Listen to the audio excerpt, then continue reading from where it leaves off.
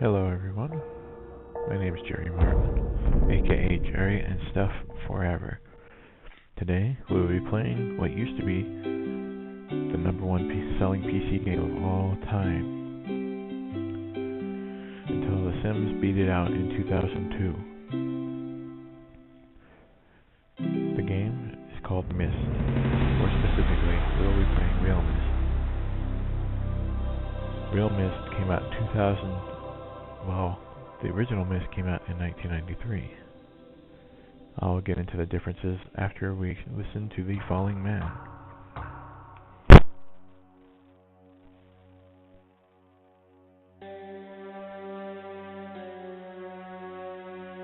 I realized the moment I fell into the fissure that the book would not be destroyed as I had planned. It continued falling into that starry expanse of which I had only a fleeting glimpse. I've tried to speculate where it might have landed, but I must admit that such conjecture is futile. Still, the questions about whose hands might one day hold my Myst book are unsettling to me. I know my apprehensions might never be allayed, and so I close, realizing that perhaps the ending has not yet been written. So, many of you may be wondering what the difference is between this that came out in 93 and Real Myst, which came out in 2000, the game we'll be playing today. The basics are that Real Myst contains real-time rendered 3D objects. Myst contains pre-rendered objects that are explored in a slideshow fashion. Because of that, it's kind of dated, so that's why I chose Real Myst instead, because it's fully 3D and it can be explored however you please at your leisure. Now, we found this book right here on the floor, Myst.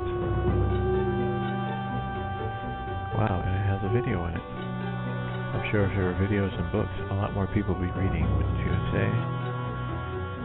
However, I will ask at this time that if you have not played Myst at all, have not beaten it, I suggest that you leave at this point, because most of the gameplay of Myst is puzzle driven. If you know where to explore and you know the answers to the puzzle, this game will take a mere 5 minutes or less to beat. That's why I suggest that you play through it yourself first. That way you'll get a grasp for the feeling of the game. You'll have a lot more fun with it. Feel free to use this to walk through. Perhaps maybe you're stuck on a puzzle and don't know how to get past. However, I highly suggest that you do not do so and try and beat this game on your own first. With that said, I'm going to continue into Myst.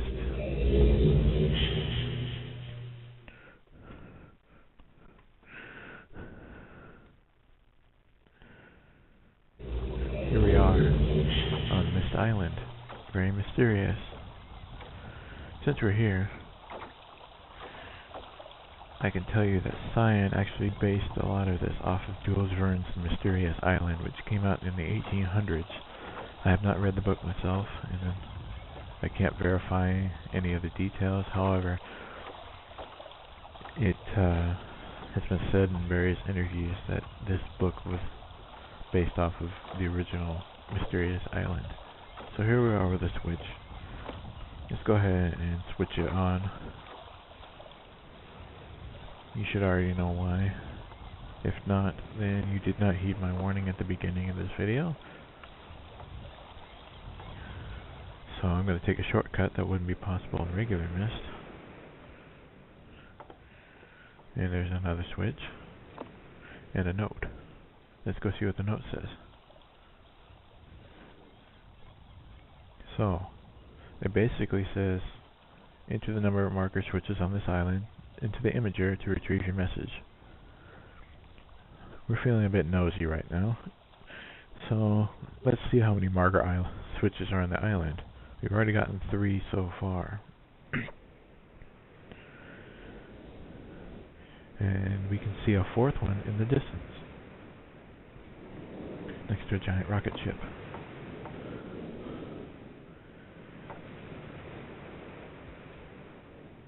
Not sure where they got the funding to do a rocket ship when they don't even have bedrooms or bathrooms on the island, but hey, more power to them.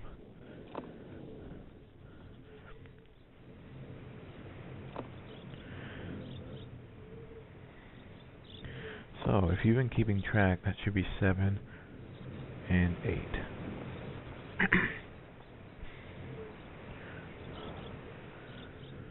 So, let's go get our message.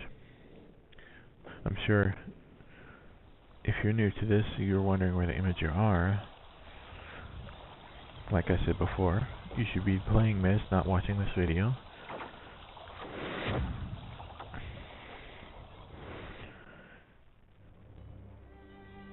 And here we come to the giant imager. Pretty cool, huh? So this gives us different numbers. Should we want to see a topographical extrusion test, aka what it would be like to see the 3D effects that they use to make Myst, you can enter the number 40. The marker switch diagram is number 47. This is mainly if you don't know what a marker switch is. If you do not know what a marker switch is, I don't think you'll like this game very much because it's pretty obvious. This game has much harder puzzles than trying to figure out what the scenery is. And then there's a water turbulent pool, which is currently what the imager was set on when we looked at it. So, let's listen to Atreus, and we'll see what his message for Catherine was. We put in 8 because there's 8 markers, which is correct. And we hit the imager button. Catherine, my love, I have to leave you waiting. Something terrible has happened. It's hard for me to believe. Most of my books have been destroyed. Catherine, that's one of our sons.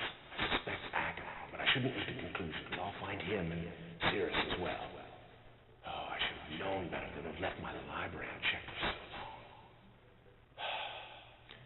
Well, I've removed the remaining undamaged books from the library and placed them in their places of protection.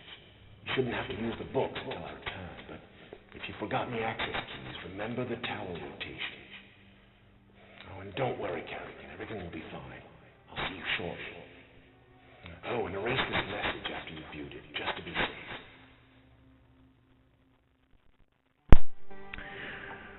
So we've got a pretty critical piece of information there. Remember the tower rotation. You should already know what that means. If not, like I said, you should have messed around and played with Myst beforehand. But let's see what this giant building is about. Oh, a library. Well, let's go see what these books are. Let's put these pages in real quick. I'll let them do the talking for now.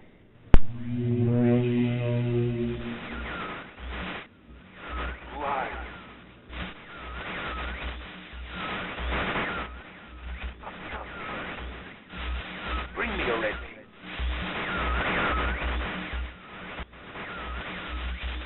I can't see. Need a red pen, you must.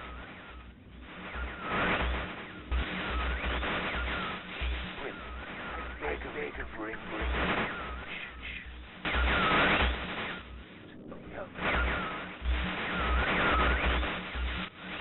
I am serious. Give enough.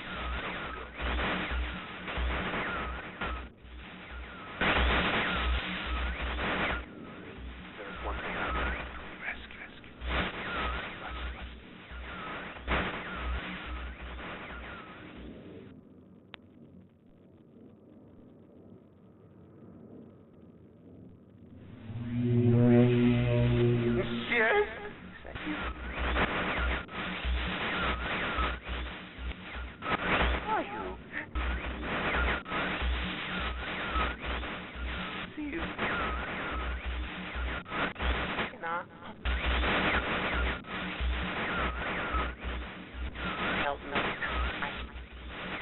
Bring blue pages.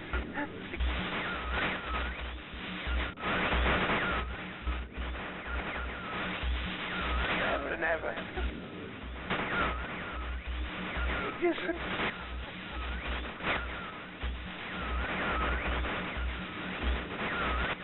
I must have the blue base.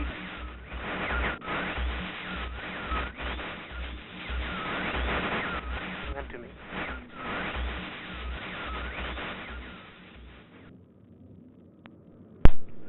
Well, it seems we found two people trapped in books. And the red book is a guy named Sirrus.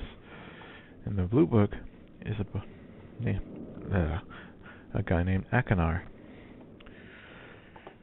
Believe it or not, these two were named after stars. Sirius is the brightest star in the sky. In fact, there are actually two, Sirius A and Sirius B. Sirius A is a large star, twice, 3 times the size of the sun. And Achenar is actually a small blue star. It is the 8th brightest star in the galaxy. Pretty interesting to note if you were interested in the backstory. So, we found out they're not exactly the best conversationalists at the moment. All they want you to do is bring you pages. Sirius wants you to bring the red pages, Achenar the blue. So, while we're in this library, let's go see what this does. Tower rotation. Sound familiar? Perhaps maybe something that Atris said to Catherine. So we rotated it right to the gear. If you remember, we saw a giant gear outside near one of the marker switches. If you hadn't switched that marker switch on, you would not be able to rotate to that gear. While we're here, I'm going to show you a few of the backstories. I'm not going to sit here and click through each page. You can do that on your own, but I'll summarize. This is Channelwood. It basically tells a story about how Atris goes to this age that is an island that has sunk, and all the inhabitants live in the trees. I guess the people used to live on the bottom of the island and sacrifice themselves for the tree dwellers so that they could continue living, but all the people died out. Therefore, the tree dwellers actually revere humans. Atris had wondered why they were so friendly towards him until he met their leader, which was a human, kind of out there. Shortly after, the human dies, and he brings Sirrus and Achenar to the age. But the main reason we opened this book was for this. This map right here. We'll be needing it much later when we go to the Channelwood age, but make sure that you write it down in your notes or take a screenshot, whatever you have to do to remember this drawing. Okay, so the next one, this one is Stone Ship.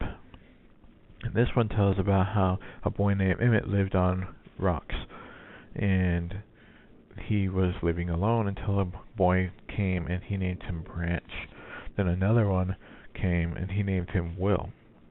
So Sirrus and Achenar came, and Sirrus decided to build a lighthouse in case there are other people living in the age, so they could come and see the lighthouse